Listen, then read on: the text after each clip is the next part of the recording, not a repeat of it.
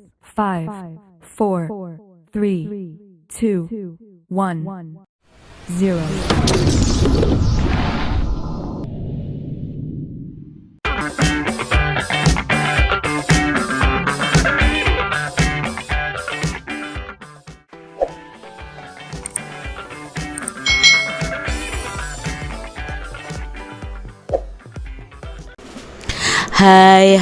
Hai, selamat datang di channel YouTube Kak Citra. Apa kabar adik-adik semuanya? Kak Citra berharap kalian dalam keadaan yang baik, sehat, dan siap untuk belajar ya. Hari ini kita akan belajar bersama-sama untuk mata pelajaran tematik kelas 6. Kita belajar di tema 7, kepemimpinan, subtema 3, ayo memimpin pembelajaran yang kedua. Mari adik-adik kita belajar dengan penuh semangat ya.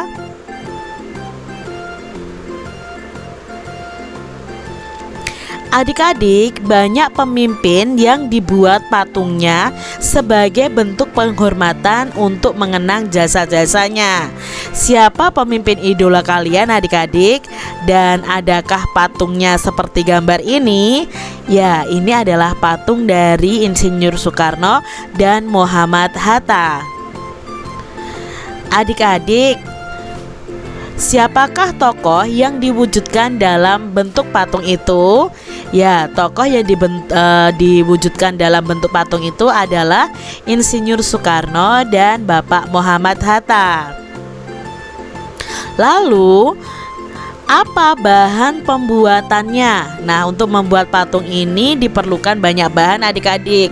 Ya, ada yang dari perunggu, ada yang dari kayu, ada yang dari semen, ada yang dari tanah liat, dan lain sebagainya.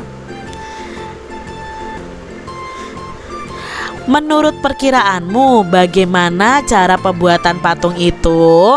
Nah, mungkin kalau kita mengira-ngira ya, pembuatan patung itu dari bahan yang keras yang terbuat dari perunggu, kuningan, emas, perak, tembaga, bisa juga dengan besi, dan dilakukan dengan teknik cor, tempa, patri, dan las tuang.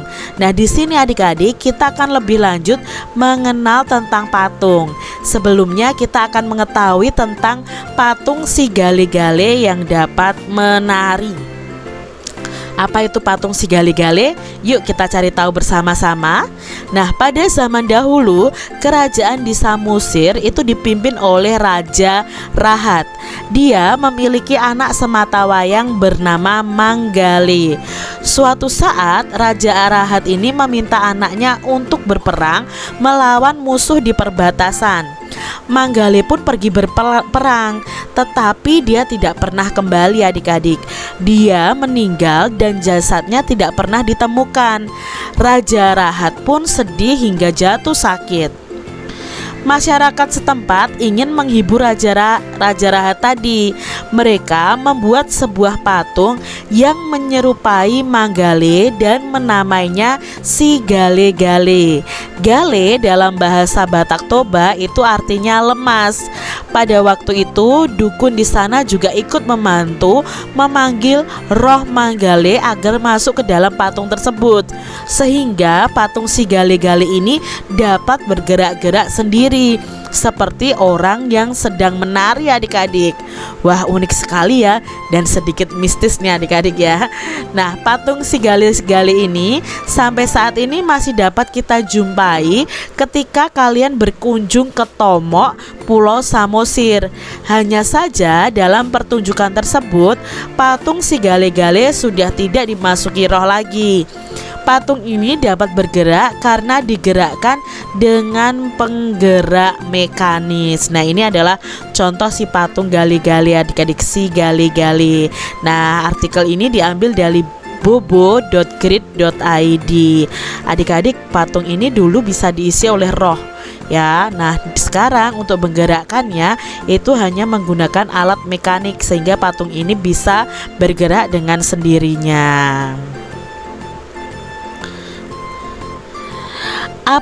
Ada berbagai macam patung Itu tergantung dari tema, bentuk, dan teknik pembuatannya adik-adik ya. Jadi patung itu ada beberapa tema, ada teknik pembuatannya juga. Nah, di sini kita akan belajar tentang ciri-ciri patung. Nah, ciri-ciri patung adalah yang pertama itu memiliki volume, yaitu panjang, lebar, dan tinggi. Makanya patung itu disebut karya seni 3 dimensi. Berikutnya memiliki tekstur. Nah, tekstur adalah sifat permukaan yang memiliki karakter halus, licin, polos, kasar, mengkilap, atau berkerut, dan sebagainya. Patung itu memiliki warna. Nah, unsur warna yang ada pada patung itu dapat dimanfaatkan sebagai salah satu nilai estetis pada karya seni patung tersebut. Yang keempat, memiliki bentuk. Nah, bentuk adalah wujud fisik yang dapat dilihat. Yang kelima, bisa berbentuk manusia, hewan, maupun tumbuhan. Itu tadi ciri-ciri patung adik-adik. Berikutnya, lalu apa saja sih jenis-jenis patung itu? Yuk kita pelajari. Jenis patung itu ada banyak sekali adik-adik. Yang pertama berdasarkan bentuknya ya. Jenis patung berdasarkan bentuknya. Nah, berdasarkan bentuknya ini patung itu dibagi menjadi dua kelompok, yaitu patung figuratif dan non figuratif. Apa itu patung figuratif? Nah, patung figuratif merupakan bentuk patung yang dibuat dengan meniru bentuk secara alamiah, misalnya bentuk manusia, hewan, atau tumbuhan. Nah, bentuk karya ini dibuat secara utuh sesuai dengan keasliannya. Sedangkan untuk karya seni patung non figuratif merupakan karya seni rupa patung yang dibuat tidak seperti bentuk figuratif, yaitu dibuat di luar bentuk aslinya. Nah, bentuk ini biasanya akan menampilkan garis-garis melintang atau memanjang, lubang, lengkuan ya, dan benda-benda adik-adik. Ini tadi berdasarkan bentuknya.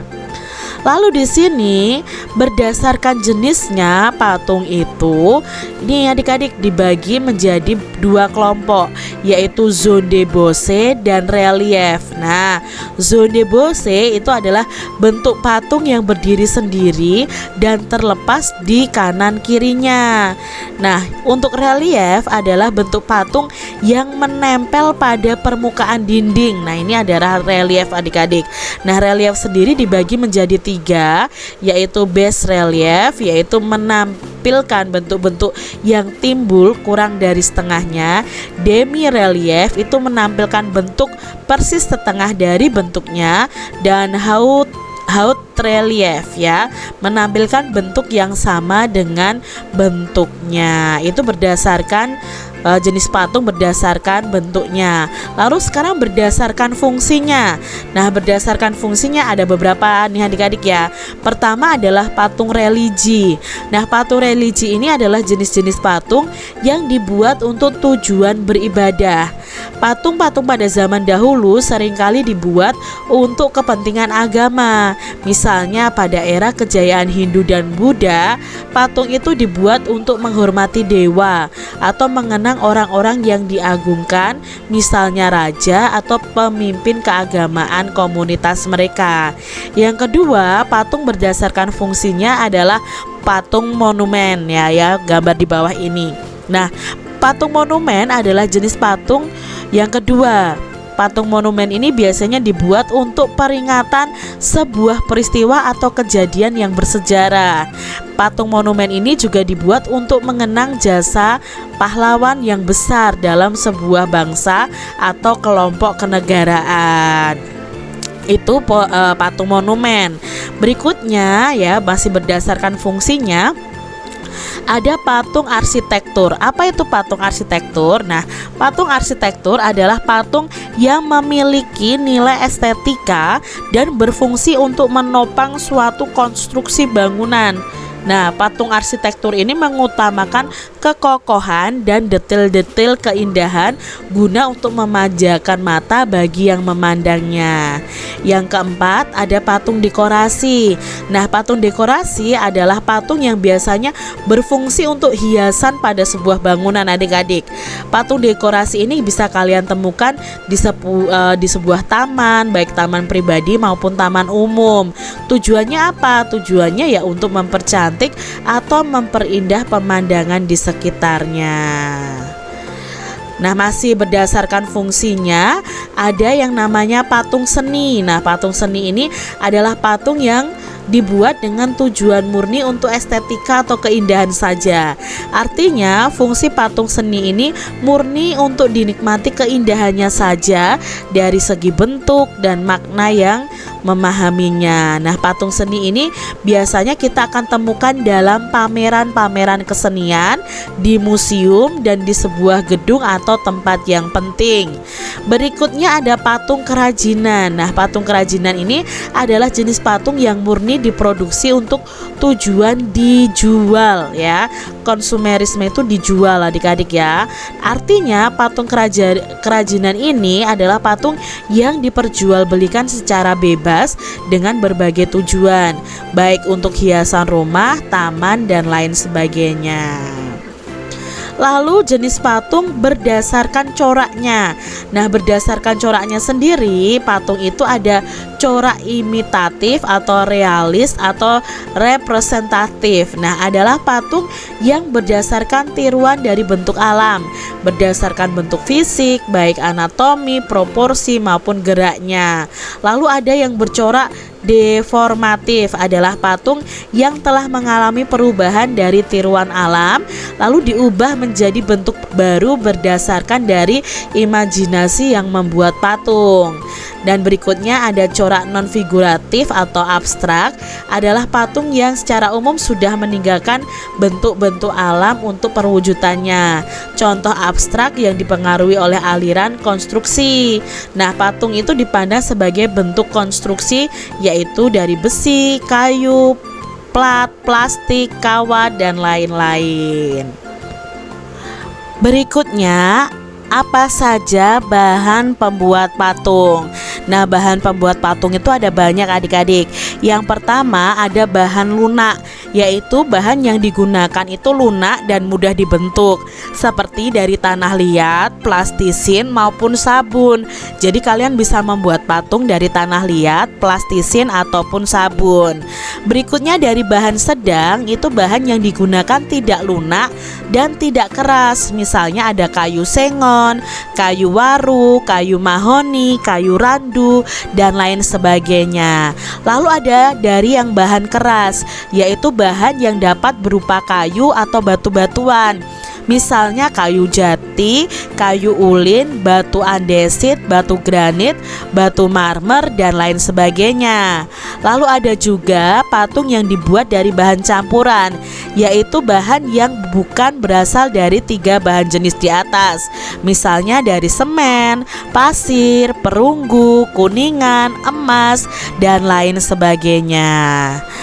Lalu bagaimana teknik pembuatan patung? Nah, teknik pembuatan patung itu yang pertama adalah dengan cara teknik pahat. Adalah pembuatan patung dengan mengurangi bagian-bagian tertentu pada bahan dasar kerasnya. Lalu ada teknik cor. Nah, teknik cor ini adalah pembuatan patung dengan memanaskan logam hingga mencair, kemudian akan dituangkan pada cetakan adik-adik yang telah dibentuk rupa patungnya. Berikutnya ada teknik butsir. Nah, teknik butsir ini adalah pembuatan patung dengan mengurangi bahan lunak seperti tanah liat, gips, dan bahan yang berstruktur lunak lainnya. Lalu ada juga teknik modeling. Nah, teknik modeling ini adalah pembuatan patung dengan membuat model terlebih dahulu, setelah itu baru dibentuk patung sebenarnya. Berikutnya ada teknik merakit. Nah, teknik merakit pada patung ini adalah pembuatan patung dengan cara merakit bahan dasar patung kemudian merangkainya. Lalu ada juga teknik membentuk. Nah, dalam pembuatan patung dengan teknik atau cara membentuk ini, patung itu secara bertahap diciptakan atau dibuat sehingga tercipta patung yang diinginkan. Itu tadi ya teknik-teknik dalam pembuatan patung. Adik-adik, kalian bisa loh membuat rencana pembuatan karya patung dari bahan lunak di sekitar kalian. Bisa pakai tanah liat, bisa pakai plastisin, bisa juga memakai sabun. Nah, kalian bisa membuat patung bertema hewan berkaki 2 atau hewan berkaki 4 atau bahkan bisa bertema manusia. Nah, sebelum kalian membuat, kalian buat rencana dulu. Bentuk patungnya apa? Bahannya apa? Teknik pembuatannya bagaimana, alatnya apa saja, dan cara pembuatannya bagaimana. Nah, itu tadi kan sudah Kak Citra jelaskan di atas ya, tentang teknik pembuatan, alatnya, cara membuatnya juga. Adik-adik, di sini kita akan belajar tentang perubahan pada masa puber. Ya, pada masa pubertas kita sudah pelajari pada pembelajaran sebelumnya banyak sekali bahwa masa pubertas pasti kalian alami dalam kehidupan kalian.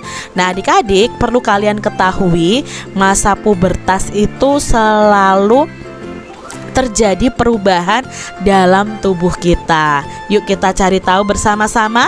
Nah, tahapan perkembangan dan pertumbuhan manusia umumnya terbagi menjadi balita, kanak-kanak, remaja, dewasa, dan usia lanjut. Masa remaja merupakan peralihan dari masa anak-anak menuju masa dewasa. Pada awal masa remaja, kita mengalami yang namanya masa pubertas. Pada masa ini terjadi perubahan pada bentuk tubuh kita, baik yang terlihat maupun yang tidak terlihat. Di dalam tubuh, hormon reproduksi mulai dihasilkan. Pada perempuan, hormon ini akan mengakibatkan sel telur itu matang. Nah, pada laki-laki, hormon reproduksi akan mengakibatkan tubuh memproduksi yang namanya sel sperma. Jika sel sperma dan sel telur ini bertemu, dapat terjadi pembuahan dan tumbuh menjadi bayi, adik-adik.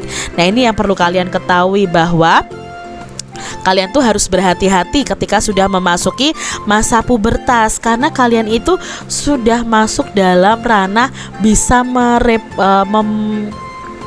membuat istilahnya kalau perempuan hamil ya. Jadi akan sel telur dan sel sperma ini akan bertemu sehingga akan ada kehamilan di perempuannya.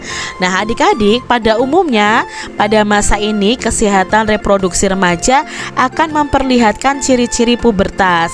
Pada perempuan, dia akan mengalami yang namanya menstruasi. Nah, setiap jangka waktu tertentu, umumnya itu setiap 28 hari sekali, wanita atau perempuan itu akan mengalami menstruasi. Nah, pada laki-laki dia akan mengeluarkan sperma. Ya, ini bukan hal yang tabu, adik-adik. Ini harus kalian ketahui, karena kalau kelas 6 itu kan sudah masuk di dalam masa pubertas, adik-adik ya. Nah, kebanyakan kalian sudah masuk dalam masa pubertas. Nah, ciri-ciri lain itu ditandai dengan perubahan tubuh yang terlihat. Pada perempuan misalnya, itu ada payudara akan tumbuh sebagai persiapan untuk memberikan ASI atau air susu ibu bagi bayinya kelak ketika sudah dewasa. Adik-adik, ketika kalian sudah menikah, kalian akan siap tuh ya untuk menyusui bayi kalian. Lalu pada laki-laki, otot-otot tubuhnya itu akan berkembang lebih besar dan lebih kuat, sehingga diharapkan laki-laki ini lebih kuat secara fisik untuk melindungi keluarganya. Nah, ini informasi penting yang harus kalian pahami, adik-adik. Lalu, persiapan apa yang harus dilakukan untuk menghadapi masa pubertas? Nah, ini adalah beberapa persiapan yang kalian harus siapkan untuk menghadapi masa pubertas. Yang pertama, selalu mendekatkan diri kepada Tuhan Yang Maha Esa. Yang kedua, kalian bisa mencari informasi, bertanya, dan berdiskusi tentang pubertas kepada orang yang mengerti. Yang ketiga, selalu berpikir positif dan melakukan perbuatan yang positif juga. Yang keempat, banyak membaca buku pengetahuan tentang pubertas adik-adik. Yang kelima, kalian juga harus merawat diri kalian ya sebelum masa puber datang, dan ketika masa puber datang juga harus merawat organ reproduksi kalian. Pada pembelajaran sebelumnya Kak Citra sudah jelaskan bagaimana merawat organ-organ reproduksi kalian. Yang keenam, kalian harus meminta bimbingan dari orang tua.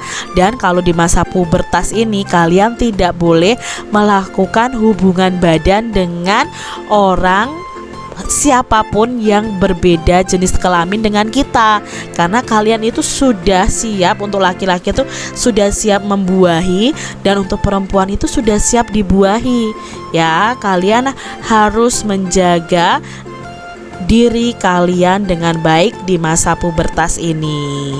Demikian tadi adik-adik pembahasan kita di tema 7 subtema 3 pembelajaran yang kedua. Semoga video pembelajaran ini bermanfaat untuk adik-adik semuanya, dan sampai jumpa lagi di video pembelajaran Kak Citra selanjutnya. Tuhan memberkati.